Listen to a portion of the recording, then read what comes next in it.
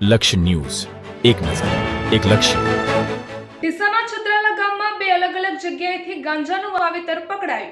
ડીસાના છત્રાલામાં અલગ અલગ બે જગ્યાએથી ગાંજાનું વાવેતર પકડાયું.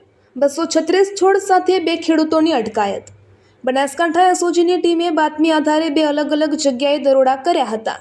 બંને ખેડૂતોએ પશુઓના ઘાસચારાની આડમાં વાવ્યો હતો ગાંજો. પોલીસે 38 કિલો 584 ગ્રામ ગાંજા સહિત ₹19,29,200નો મુદ્દામાલ જપ્ત કર્યો.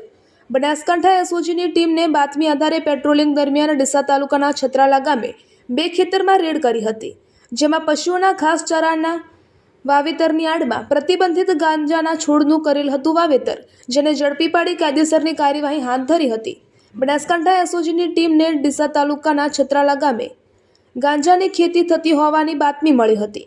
બનાસકાંઠા એસઓજીની ટીમે પેટ્રોલિંગ દરમિયાન છત્રાલા ગામની સીમમાં રહેતા સોલંકી ઈશ્વરજી મોપતાજી, ઉંમર 63 વર્ષ, રહે છત્રાલા, તાલુકો ડીસાવાળા, જેઓના ખેતરમાં રેડ કરતા પશુઓના ઘાસચારાના આડમાં ખેતરમાં છૂટાછવાયા ગાંજાના છોડનું વાવેતર કરવામાં આવ્યું હતું.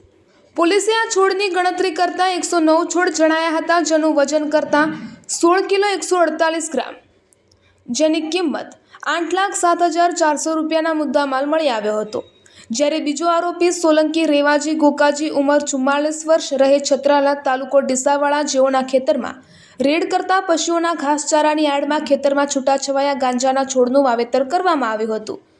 પોલીસે આ છોડની ગણતરી કરતા 127 છોડ જણાયા હતા, જેનું વજન કરાતા 22 કિલો 436 ગ્રામ, જેની કિંમત ₹11,21,800.